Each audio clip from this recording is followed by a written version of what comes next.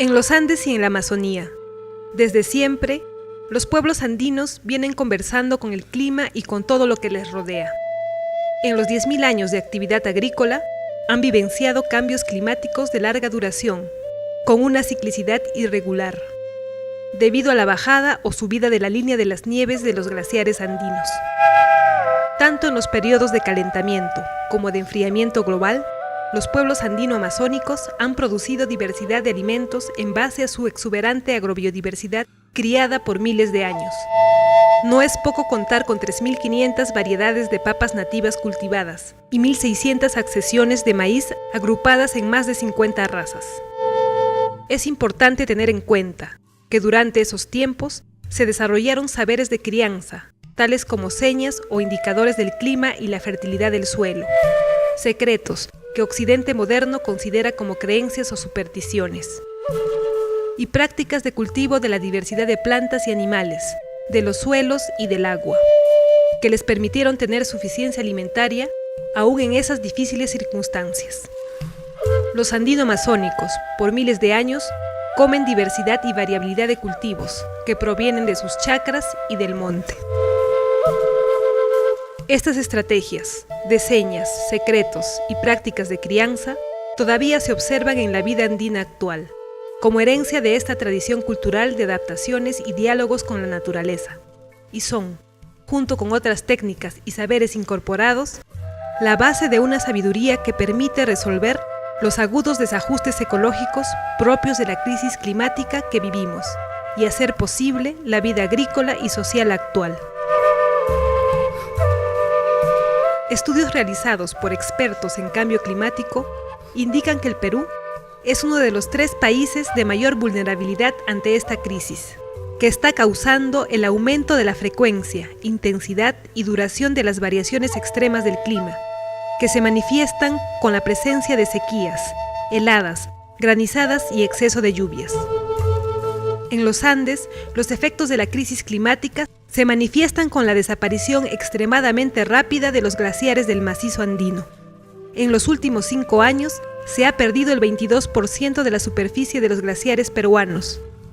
Y para el 2025 se ha pronosticado que los glaciares, por debajo de los 5.500 metros sobre el nivel del mar, desaparecerán. El aumento de la temperatura está produciendo el ascenso de los cultivos. Actualmente el maíz es sembrado en terrenos donde antes solo se producía papas nativas. Estas han subido al piso altitudinal de las papas amargas y pastos naturales. El ascenso de los cultivos está ocasionando la pérdida del área de pasturas naturales, que son las que mantienen la humedad del suelo, lo que está ocasionando la reducción del agua en la zona baja de las cuencas.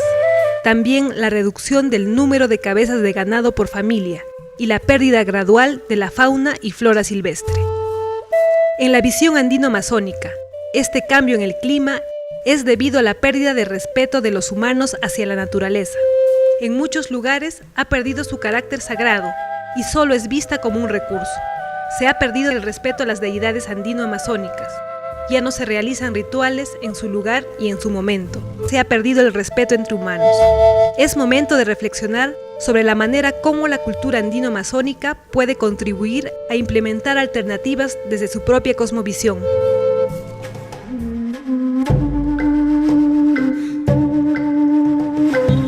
Los pueblos andino-amazónicos, a partir de 10.000 años de crianza de la diversidad y variabilidad en sus chacras y el paisaje, han encontrado maneras de adaptarse a las condiciones extremas del clima, tanto en periodos cortos como es cada campaña agrícola, como en periodos largos como el que estamos vivenciando actualmente. Por ello tenemos que fortalecer la crianza del paisaje, que comprende las siguientes actividades. Crianza del agua, a través de la siembra y cosecha de agua de lluvia. La cultura andina desde tiempos prehispánicos tiene maneras de represar las cochas o lagunas, maneras de llevar esta agua a los pastizales, o también para hacer nuevos bofedales, que son zonas inundadas donde crece un tipo favorable de pastos para la crianza de alpacas. También formas para llevar el agua por canales a las chacras. Otra actividad importante es la crianza de los puquios u ojos de agua, a través de la siembra de plantas que llaman al agua, su limpieza y su cuidado.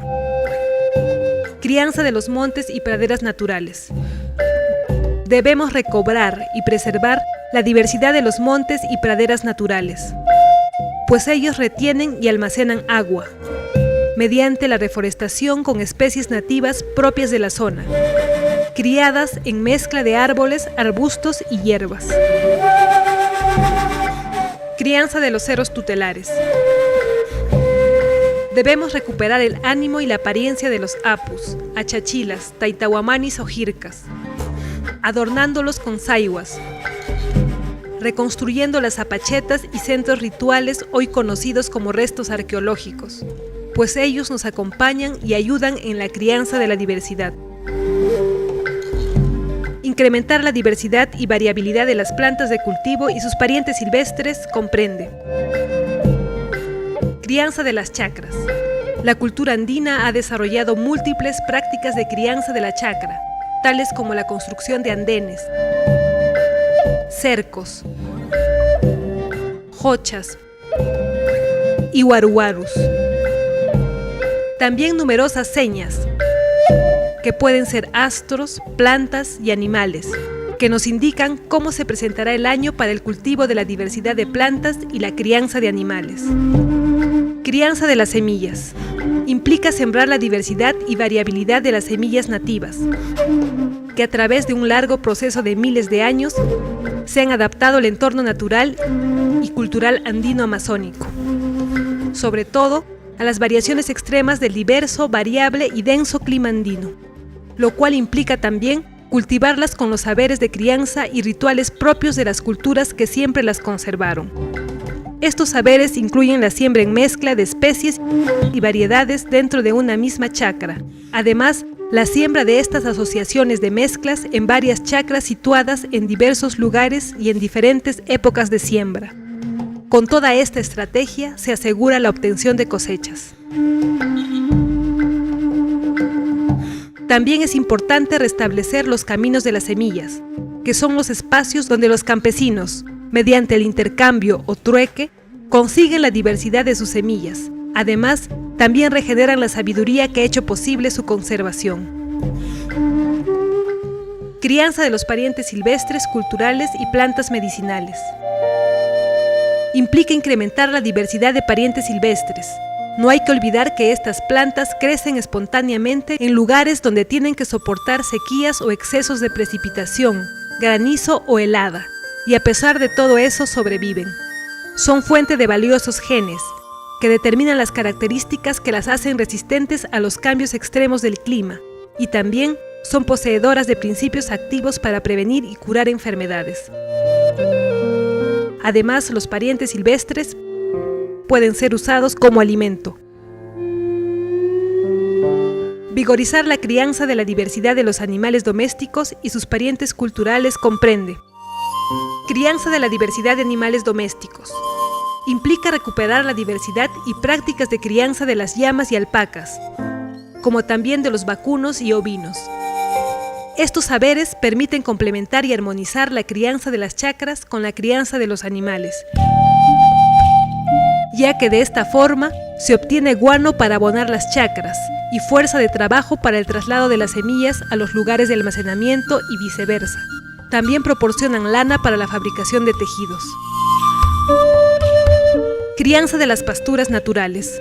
Implica recobrar y fortalecer las prácticas de crianza de las praderas naturales y la diversidad y variabilidad de las plantas que la integran. Crianza de la fauna silvestre. Implica conservar la diversidad de los animales silvestres y vigorizar sus saberes de crianza y uso. Los animales silvestres tienen usos en la alimentación, medicina y también en la realización de rituales, además de ser señas para la crianza de las chacras. Restablecer los patrones culturales alimenticios andinos comprende: crianza de la diversidad de comidas. Implica la recuperación y vigorización de los saberes y secretos para la preparación de la diversidad de comidas en base a los cultivos nativos y las plantas silvestres. En la chacra todo se come y todo es remedio. Aún los frutos dañados tienen sus secretos para convertirlos en sabrosos y nutritivos platos de comida. Se tienen múltiples saberes y secretos para la preparación de platos a partir de la diversidad de plantas, no solamente cultivadas, sino también silvestres. Crianza de las prácticas de almacenamiento y transformación.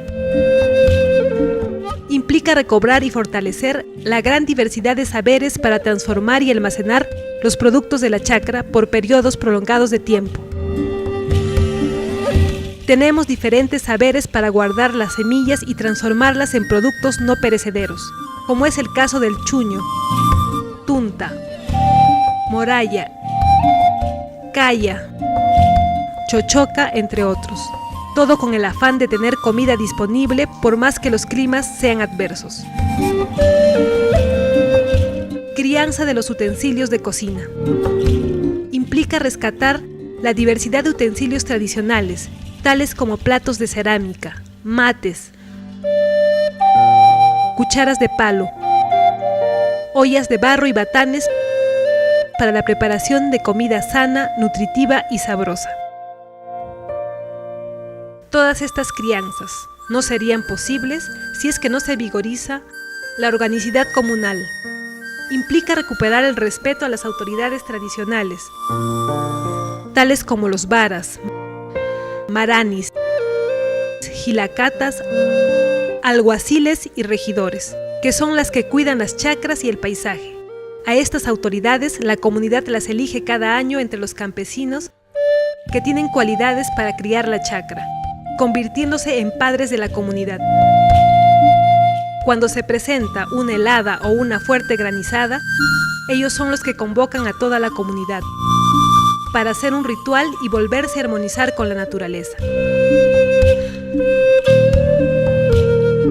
Pero juntamente con estas autoridades, debemos fortalecer a nivel de la comunidad los grupos de Aini, Minga, Pacalcu o Chobachoba, que son un conjunto de familias que trabajan comunitariamente y son los que hacen posible la crianza de las chacras, a través de su arreglo y cuidado. Por ejemplo, en la construcción de cercos, la reforestación, limpieza de caminos, de acequias, la reconstrucción de andenes. La espiritualidad andina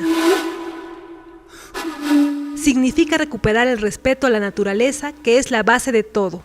Esta recuperación se logra a través de la vigorización de los rituales, que son manifestaciones de respeto, de afecto, de cariño a la Pachamama, a la Mamajocha, Yacumama, a las Causaimamas. Si se fortalece la ritualidad, podemos decir que hemos llegado a un nivel en el cual se hacen posible y sostenibles todas estas crianzas.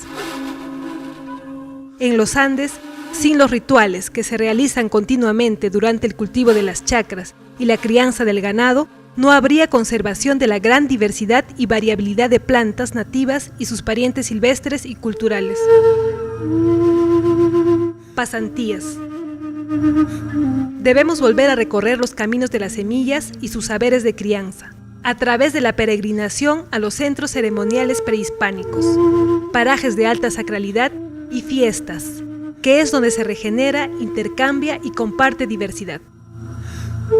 Todos estos saberes de crianza son fundamentales para la conservación e incremento de la diversidad y variabilidad de plantas, que son la base para nuestra suficiencia alimentaria, que en palabras de los propios campesinos, es sembrar de todo para comer de todo entre todos, ya que desde lo más profundo de nuestros corazones nace el sentimiento de compartir con todo nuestro ayllu, que lo conforman no solo los humanos, sino también nuestras deidades andino-amazónicas y nuestra Pachamama.